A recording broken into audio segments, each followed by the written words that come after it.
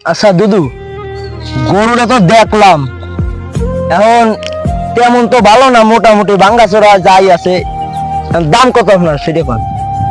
বাবা দেখো, তুমি সারা বছর এই গরুটার পিছনে তো আমি এত কষ্ট করছি, সারা বছর ঘাস কুড়ে কাট গিয়ে এই গরুটাকে খাইছি, সেই সে বোঝো না কোরবানি আইছে।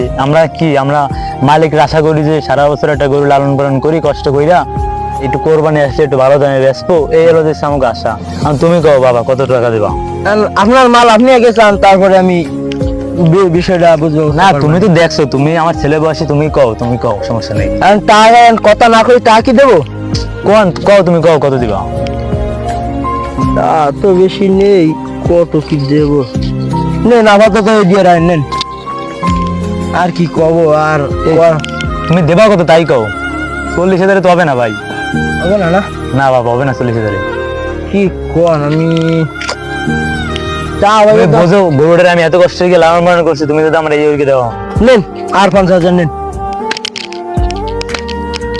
50,000 আর একটু বাবা যদি বাড়াই দিত তুমি। আর একটু না, আর হয় না বুঝলেন, আপনার গরু তেমন ভালো না, আর হবে না। দেন আপনি যদি হয় ওই মেলাটা দিছে, ও গরুর ওরম দাম নেই, কোরবানি হিসাবে ওরম দাম নেই, কোরবানিতে দাম কম। আর আপনি দেন, যদি হয় তাহলে আমি লই যাব গরু।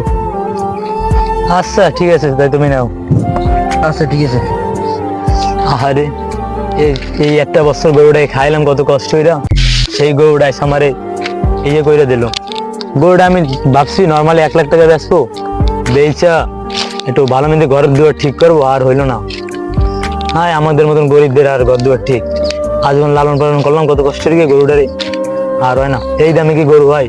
কত কিছু ভাবছিলাম গরু বেচে কত কিছু করবো, একদম শেষ হয়ে গেলাম। এই কয় টাকা যেহেতু আমার সারা জীবন এই খাইতে এই সমস্ত খাওয়া টোয়া এই সমস্ত গেছে, দেখ হয়েছে কি আর করবো।